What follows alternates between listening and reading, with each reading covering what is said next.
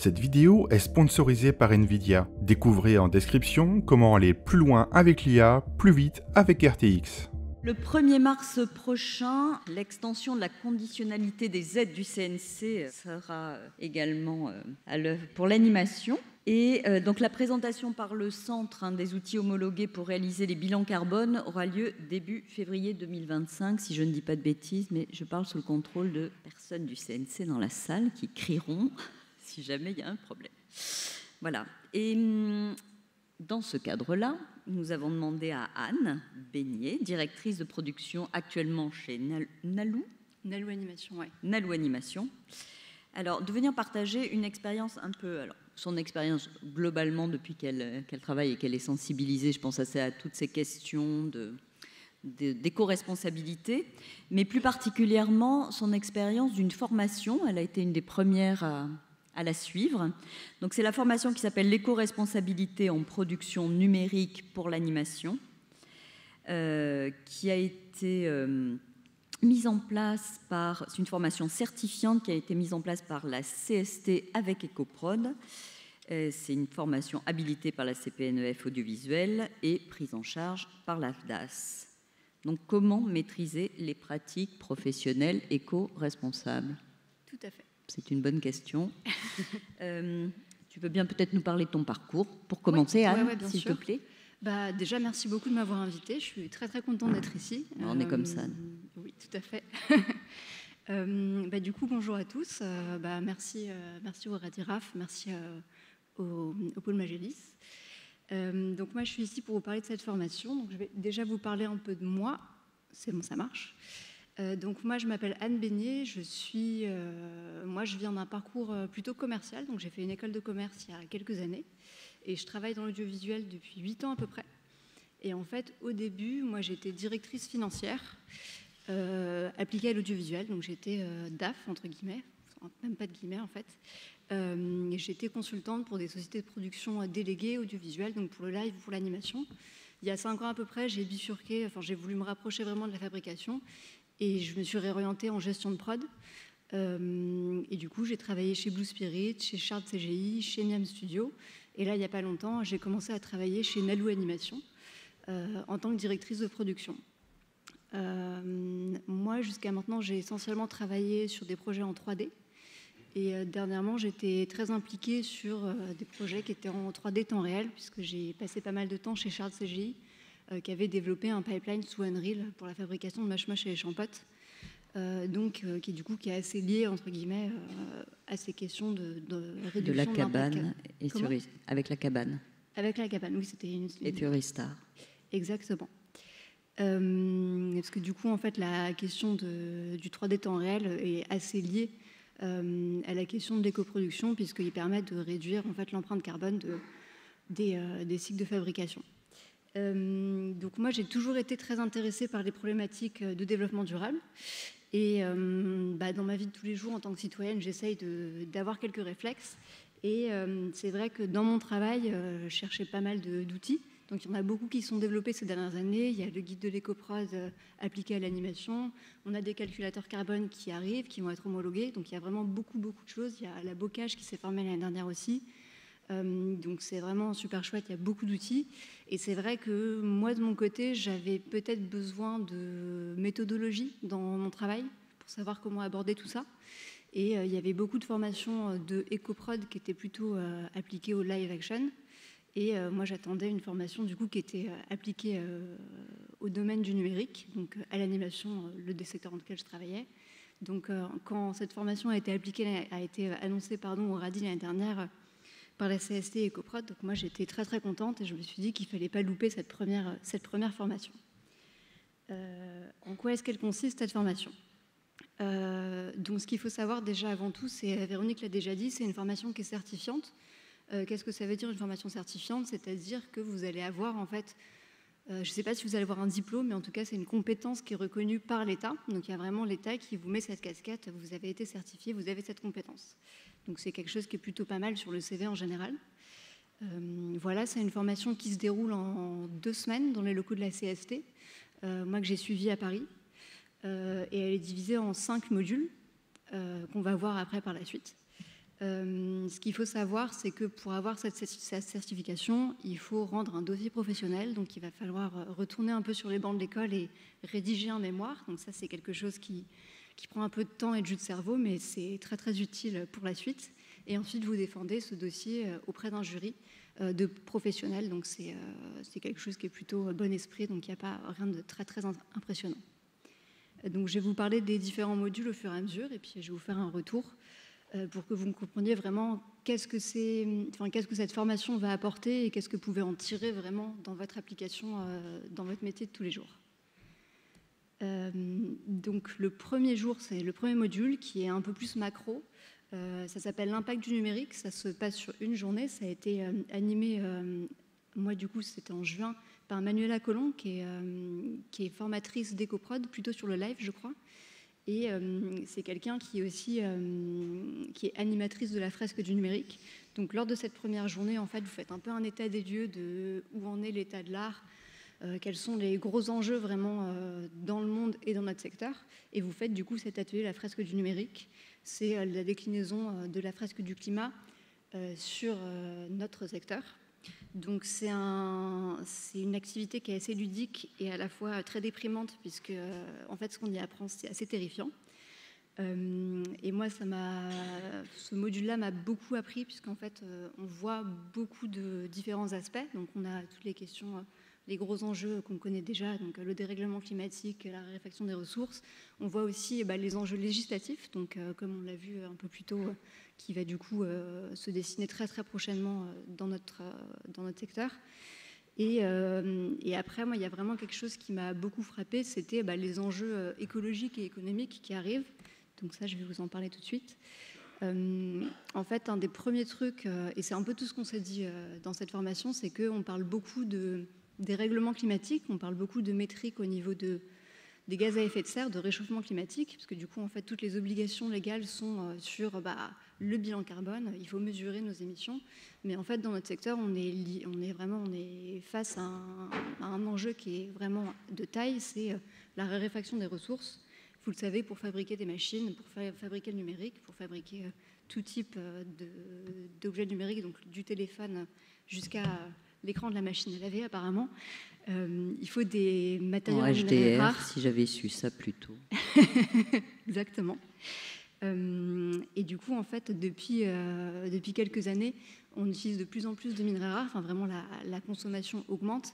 Là où, en fait, la recherche de ces ressources est de plus en plus compliquée et les ressources sont de plus en plus rares sur beaucoup d'éléments. Donc, ce qui veut dire que du coup, ces ressources rares vont être plus chères et du coup, forcément, ça va être beaucoup plus cher de renouveler notre parc de machines, par exemple. Donc, en tant que studio, forcément, dans les années qui vont venir, acheter une carte graphique, ça va coûter beaucoup plus cher qu'il y a quelques années du fait de cette raréfaction. Donc, en fait, là où l'enjeu écologique est là et on ne peut pas trop l'ignorer, l'enjeu économique va vraiment nous ramener à la réalité dans pas très longtemps. Voilà. Et ensuite, il y avait un deuxième enjeu qui était super intéressant, c'était la question législative. Donc là, comme on l'a déjà vu, et vous le savez déjà, on va devoir, à partir de 2025, fournir auprès du CNC un bilan carbone prévisionnel et réel pour pouvoir prétendre à une aide. Donc ça, c'est quelque chose que tout le monde va devoir faire, que ce soit en tant que producteur délégué ou en tant que studio de fabrication, puisque vous allez devoir rendre des comptes en fait à vos clients. Mais ce qu'il faut savoir, c'est qu'en France, du coup, ce plan d'action CNC, c'est une obligation de reporting. Il n'y a pas encore d'obligation de réduction, mais en fait, il y a différentes strates de législation. Typiquement, au niveau de l'Union européenne, on a signé il n'y a pas très longtemps le Green Deal, le pacte vert, et on a les normes CSRD qui sont déjà rentrées en vigueur. Et du coup, en fait, si nous, entreprises du secteur, plus petites et du coup pas forcément toutes cotées en bourse, on n'a pas d'obligation de réduction. En fait, tous nos plus grands diffuseurs, eux, du coup, ont des obligations. Donc, je pense typiquement à Netflix ou Canal+. Eux, du coup, en fait, pour rentrer dans les règles de ces législations, ils vont devoir baisser leurs émissions de 50% ou 55%, je crois, d'ici 2030. Donc, c'est-à-dire que dans l'intégralité de leur production, même de leur workflow, ils vont devoir baisser leurs émissions, et du coup forcément ils vont demander à leurs prestataires d'être beaucoup plus exemplaires. Donc pour moi en fait, si je me positionne en tant que personne qui travaille dans un studio, je me dis en fait demain ça va être une question vraiment de positionnement stratégique, de montrer à Netflix ou à Canal+, qu'en fait je suis capable de produire de cette manière-là et de façon responsable. Voilà, donc ça c'est les 2 choses que j'ai apprises vraiment dans ce module, et c'était vraiment super chouette. Pardon. Le module 2 qui se passe sur une journée, du coup, celui-ci il est vraiment très très pratique, et c'est vraiment l'idée, c'est d'être formé au Carbulator c'est 2 jours, pardon, excusez-moi. C'est du coup de pouvoir en fait arriver et maîtriser le bilan carbone, donc d'arriver en fait avec nos données, et du coup en repartant d'avoir le bilan carbone de mon studio, de ma structure, de mon projet. Donc c'est quelque chose d'extrêmement pratique. C'était un module qui était animé par Frédéric Corandoni, qui connaît du coup le Carbulator du bout des doigts. Qui l'a présenté l'année dernière ici. Exactement. Donc là, on a travaillé nous plutôt sur la version 2. Je sais que la version 3 est sortie il n'y a pas très très longtemps. Moi, je n'ai pas encore eu le plaisir de l'essayer. Mais en fait, c'est l'intérêt de ce module-là, en fait, de façon très très pratique, c'est d'arriver avec ces données, de repartir avec le bilan carbone. Donc si typiquement, d'ici l'année prochaine, vous devrez fournir un bilan carbone de vos productions, faire ce module-là, ça vous permet de repartir avec cet outil-là, avec ce document-là. Moi, de mon côté, j'avais déjà pas mal pratiqué le Carbulator parce que j'étais assez intéressée par les différentes versions. J'avais été un peu bidouillée et rentrée des chiffres dedans. Mais c'est vrai qu'il y avait pas mal de choses que je connaissais pas bien ou que je faisais pas bien. Et en fait, ce qui est super intéressant, j'ai trouvé avec ce module-là, lors de cette formation, c'était de pouvoir vraiment rentrer un peu dans la méthodologie et dans le raisonnement qui était derrière tout ça. Donc c'est Jean-Baptiste Pizard et toutes les personnes du comité technique du Carbulator qui ont pensé tout ça. Et c'est vrai qu'avant de rentrer nos données, il faut vraiment se poser la question de en fait, comment est-ce que je vais traiter cette donnée ou pas.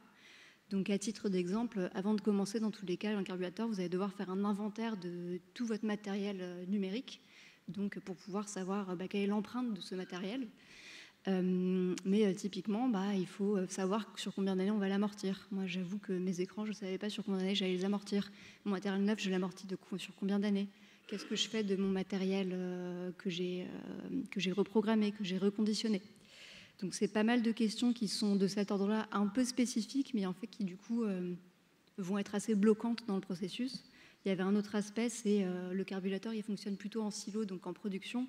Mais du coup, si vous avez plusieurs productions en parallèle, qu'est-ce que je fais de mes postes qui sont transversaux? Qu'est-ce que je fais des directeurs, directrices techniques? Qu'est-ce que je fais des directeurs, directrices de studio qu'il faut affecter? C'est un modèle qui est assez proche de la comptabilité, donc du coup, c'est un peu compliqué. Et là, du coup, ça m'a permis vraiment de bien appréhender tout ça. Je crois que les modules sont accessibles séparément aussi. Oui, tout à fait. Voilà, je pense que si vous avez envie simplement de faire ce module sur la formation Carbulator, vous pouvez le faire sans forcément suivre le cursus complet. Oui, exactement. Et ce que j'ai appris aussi il n'y a pas longtemps, c'est qu'on peut avoir la certification. Alors, je pense que Frédéric Fermont de la CST corrigera si je dis des bêtises ou pas. Je pense qu'on peut avoir la certification si on fait le module, les différents modules selon les différentes sessions. C'est ça. Il dit oui. Il valide. Donc voilà. Et les 2 premiers modules, du coup, le 1 et le 2, moi je trouve qu'ils vont, de mon point de vue, ils vont très très bien ensemble, puisqu'en fait ils font une introduction, et de 2, en fait, juste cette formation sur le Carbulator, si votre enjeu, si votre objectif, c'est de savoir utiliser le Carbulator pour pouvoir du coup faire votre bilan carbone, c'est quelque chose qui est assez essentiel et ça suffit amplement, quoi. C'est quelque chose que, en tout cas, c'est mon point de vue. Juste, si vous y allez avant, vraiment collectez bien vos données avant. Ça, c'est vraiment c'est ce qui prend le plus de temps. C'est le truc qui est beaucoup plus chronophage. Et c'est dommage d'arriver sans ces données parce que du coup, vous passez à côté de l'exercice. Voilà pour ces 2 premiers modules. Et ensuite, je vais vous parler des 3 et 4 qui, du coup, sont assez complémentaires et vont bien ensemble. Donc, si je devais faire la formation à nouveau et la diviser en 2, je ferais 1 et 2 et ensuite 3 et 4. Voilà. Donc, pourquoi est-ce que j'ai dit que ça allait ensemble? C'est parce que le module 3 et le module 4, en fait, pour moi, c'est mon analyse, c'est qu'ils offrent beaucoup plus d'outils dans la réflexion et la mise en place d'une stratégie d'éco-production. Donc, ces modules 3 et 4, pour moi, ils vont plus à la direction des chefs d'entreprise, des personnes à la direction générale, des directeurs, directrices IT, des directeurs, directrices de studio ou des directeurs de prod. Enfin, c'est plutôt des gens qui vont être vraiment sur le côté transversal. Après, c'est toujours intéressant de le suivre. Enfin, moi, je trouve que c'est quelque chose d'assez passionnant. Donc, ce module 3 qui s'appelle Infrastructure et Workflow des studios. Tu peux juste nous donner le titre du 4 peut-être, comme tu en parlais à l'instant? Ah oui, c'est Gouvernance des studios, tout à fait. Ça, c'est un module qui est beaucoup plus technique. Et en fait, il se passe sur 2 jours. Et nous, il avait été animé par Marie Nouri et Ali Hamdan. Et c'était un tandem qui marchait très très bien et que j'ai trouvé super efficace et dynamique, on va dire. C'est que Marine, elle du coup, elle est consultante en innovation. Elle avait une approche de la méthodologie, donc plutôt où est-ce qu'on part, où est-ce qu'on va. Et Ali, du coup, est plutôt c'est un profil technique ou CTO, donc il va fournir en fait une réflexion sur les outils. Et du coup, c'est un accompagnement qui est super utile. Donc ce module, pour moi, c'était un des plus compliqués parce qu'il est très dense et très technique. Et comme je ne suis pas CTO, c'était un peu dur à suivre, mais j'ai quand même réussi à avoir pas mal d'outils. En fait, l'idée, c'est vraiment d'analyser comment fonctionne le studio en analysant toutes les différentes briques, donc que ce soit au niveau de l'infra, au niveau du matériel, au niveau des workflows, au niveau des méthodes de production, au niveau des cycles de vie des données, du stockage des données, des réseaux, des transferts entre les différents studios. Vraiment, on va voir tous les différents aspects. Et ce qui est super intéressant, c'est qu'en fait, on va voir quelles sont les choses qu'on peut faire, quelles sont les choses qu'on ne peut pas faire. Et surtout, en fait, on va permettre de définir un périmètre d'action, c'est-à-dire en fonction de ce que vous voulez faire et de ce que vous pouvez véritablement faire en termes de ressources, en fait. Parce que ça se trouve, moi j'ai envie de devenir un studio super responsable, mais en fait je ne peux pas le faire parce que techniquement je ne peux pas investir autant que je voudrais. Et donc l'idée c'est de savoir où se positionner. Et ensuite, vous allez recevoir en fait en échange de cette réflexion-là des outils qui sont vraiment très très pratiques et très pragmatique. Enfin, ça va être aussi simple que ça. Marine, elle a une super grille Excel qui vous permet de vous dire, en fait, en se posant quelques questions, où est-ce que je situe mon studio et quels sont les angles d'attaque que je peux aborder et quelles sont les choses que je pourrais peut-être faire plus tard si j'ai un peu plus de financement ou même encore plus tard si vraiment tout d'un coup je vais aller encore plus loin. Donc c'est vraiment l'idée de paramétrer pour aller dans la bonne direction sans aller chercher trop loin. Moi, à titre d'exemple, j'avais fait une ébauche de stratégie d'éco-production pour un studio dans lequel j'ai travaillé. Et c'est vrai que j'avais été un peu trop ambitieuse, on va dire, parce que j'avais pas bien analysé en fait où est-ce qu'on était véritablement et où est-ce qu'on voulait aller. Typiquement, moi, je voulais qu'on installe un réseau Wake on Lad dans un studio. Et en fait, on n'avait pas forcément les ressources de le faire. Donc, en fait, on s'est juste dit, si on fait ça différemment, si on pense les choses différemment, on peut déjà aller un peu moins loin et du coup envisager ça dans un second temps. Donc c'est vraiment paramétrer et cadrer du coup les actions. Ce que j'ai pas dit parce que je voulais pas aller trop dans la technique parce que j'avais pas le temps, c'est que en fait dans ce module-là on va vraiment dans le détail de la technique. Enfin c'est vraiment à destination des CTO, donc c'est vraiment ce que j'encourage de suivre pour les dires techniques. Ensuite vous avez ce module 4 qui du coup arrive très en complémentarité avec le module 3. Pourquoi est-ce que je dis ça? C'est parce que du coup, ce module 3, il était très axé méthode de travail, workflow. Et là où, pour moi, ce module 4, c'est beaucoup plus comment est-ce qu'on appréhende une transition et comment est-ce qu'on accompagne en fait les équipes. Donc, c'est quelque chose qui pour moi, en fait, moi, je viens d'une école de commerce, ça me parle totalement. C'est de la stratégie d'entreprise, exactement. Donc, c'est plus à la direction vraiment des personnes qui vont être à des postes de direction générale ou d'encadrement, de management. Et du coup, c'est très, très axé sur l'accompagnement de la transition. Et du coup, l'idée, c'est de se dire, par exemple, de se poser les bonnes questions. En fait, si je veux mettre en place cette transition, là, dans le module 3, j'ai déjà établi techniquement toutes les actions que je voulais faire. Aujourd'hui, c'est, en fait, comment est-ce que je vais travailler avec mes équipes pour qu'on les mette en place? Comment est-ce qu'on va faire pour que les gens, du coup, ne se sentent pas bousculés dans leur process? Parce qu'en fait, l'idée, c'est de repenser les choses. Donc, on va forcément détricoter des choses qu'on fait depuis des années. Donc, c'est pas facile humainement et c'est pas facile en termes d'accompagnement. Moi, du coup, ce que j'ai vraiment apprécié dans ce module-là, c'est qu'on était vraiment sur un questionnement de management et d'accompagnement humain. Et c'était comment formaliser en fait des actions concrètes pour accompagner les équipes. Des questions qu'on va se poser typiquement, c'est en fait, si je veux rentrer dans une démarche d'éco-production, d'où est-ce que je pars, qui est-ce que je consulte. Il va falloir former un comité de pilotage de cette transition-là. Qui est-ce que je vais nommer, qui est-ce qu'on va impliquer. Il va falloir forcément parler avec les équipes pour savoir quels sont où est-ce qu'ils sont à l'aise, où est-ce qu'ils ne sont pas à l'aise. Et du coup, pouvoir bien mettre en place un processus de communication interne pour faciliter cette transition. Mais donc ça veut dire aussi qu'il faut que ce soit, c'est une banalité sans doute ce que je vais dire, mais il faut que ce soit porté au plus haut niveau de l'entreprise et du studio pour que ça fonctionne. C'est un peu l'idée aussi. C'est un peu l'idée justement. Ouais. En fait, c'était un peu là où justement je voulais aller, donc c'est très bien. C'est que grossièrement, en fait, les facteurs de succès, c'est pour qu'une transition, pour que n'importe quelle politique dans une entreprise marche, il faut que ça vienne forcément, qu'il y ait une impulsion et que ça soit un peu pyramidal entre guillemets. Après, il y a d'autres façons de fonctionner. On peut aussi fonctionner en silo, appliqué à certains projets. Mais c'est vrai que si on veut vraiment appliquer cette transition dans l'ADN véritable de la structure, il faudra forcément qu'il y ait une impulsion qui vient du haut. Et ça, du coup, ce sont des clés de compréhension qu'on a lors de ce module-là. Et pour répondre à ce que tu disais, je me souviens aux assises de l'éco-production il y a quelques années, c'est EcoProd qui du coup a fait pas mal d'études plutôt sur le live, parce que du coup il y a vraiment des chargés d'éco-production dans le domaine du live, de la prise de vue réelle, pardon. Et ils ont mesuré vraiment en termes de réussite ou pas de volonté de réduire l'impact d'un tournage. Et ils se sont rendus compte que si tu avais un chargé d'éco-production qui était en parallèle de tout le monde, du coup, en fait, on avait toutes les équipes et qu'on avait un silo avec quelqu'un en chargé d'éco-production à côté, qui n'était pas forcément lié avec la direction, le résultat était bien moindre que si ça venait vraiment directement du producteur, de la productrice ou du réalisateur ou de la réalisatrice.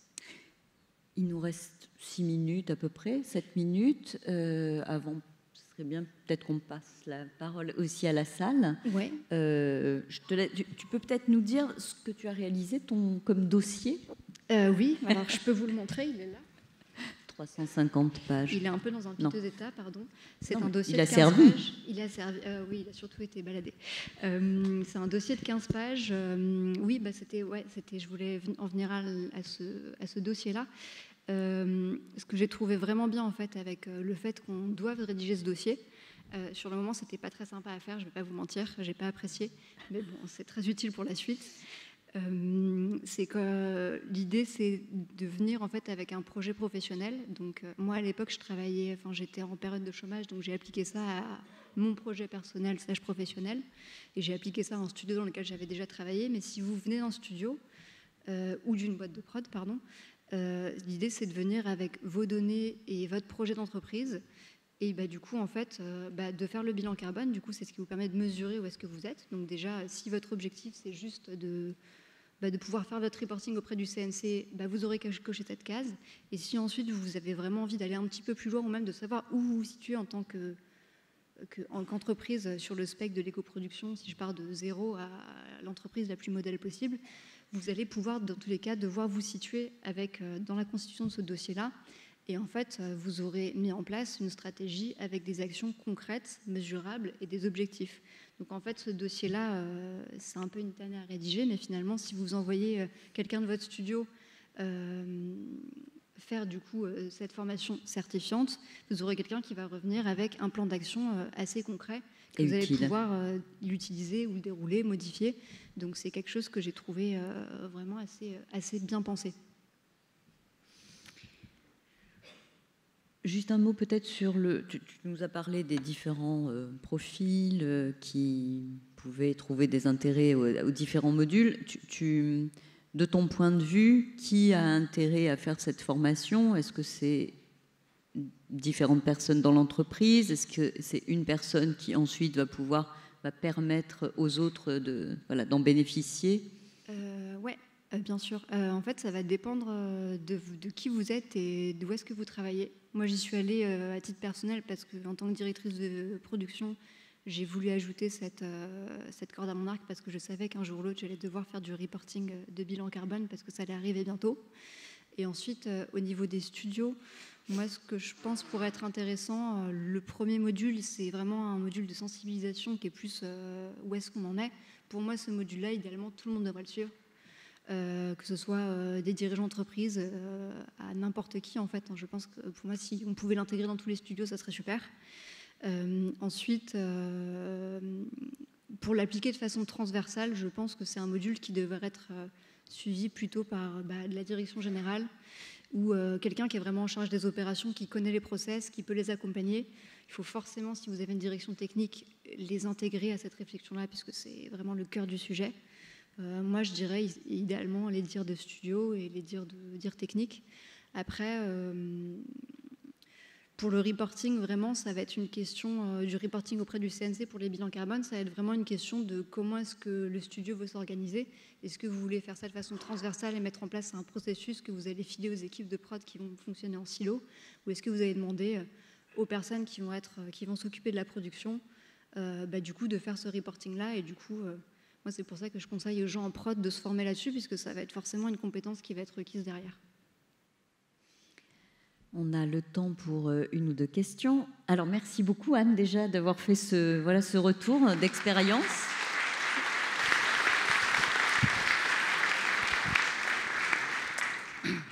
Une question. Je vois quelqu'un qui a déjà le micro.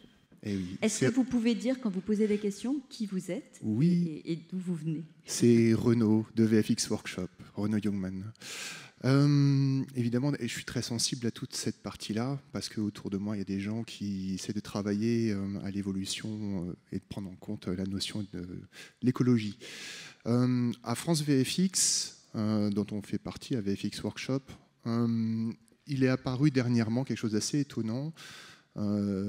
C'est que quand on fait un petit peu la somme de tout, effectivement, ce qui consomme du carbone et qui nous cause notre empreinte, il apparaît, je cite, comme presque négligeable, je mets ça entre guillemets parce que c'est chatouilleux, la consommation en fait électrique et les ressources qu'on a dans le studio, ou nous, notre école, autour des ordinateurs.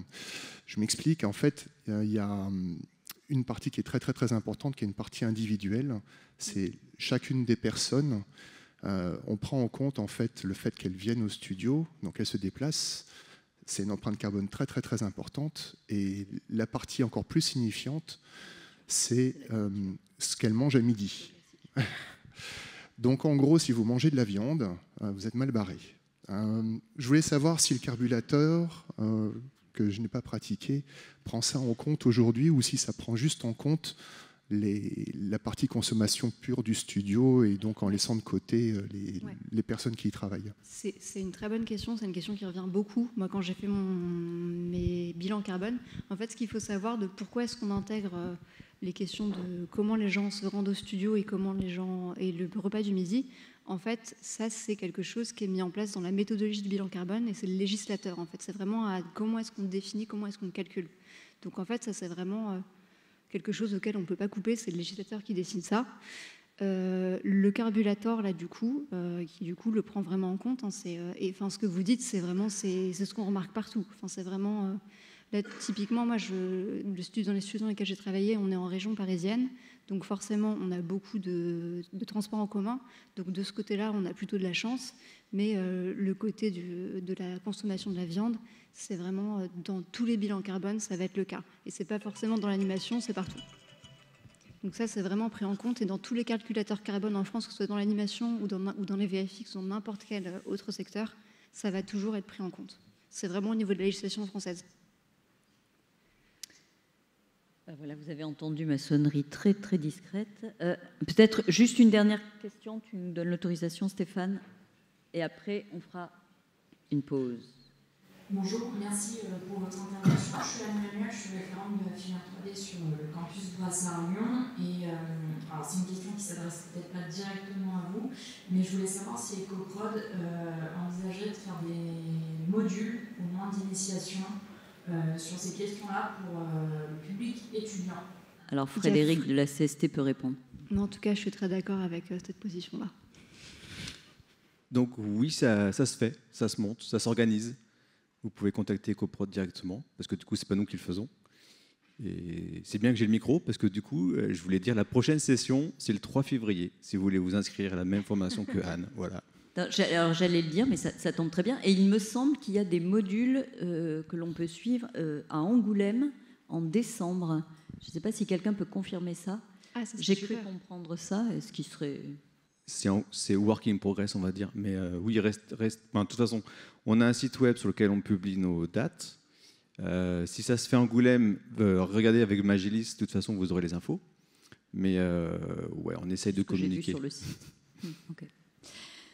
On aura l'occasion de reparler beaucoup de ces questions. De toute façon, encore merci Anne. De toute façon, tu es là. Si quelqu'un veut te poser des questions sur la formation, oui, tu restes. Merci encore. Pause. Merci beaucoup.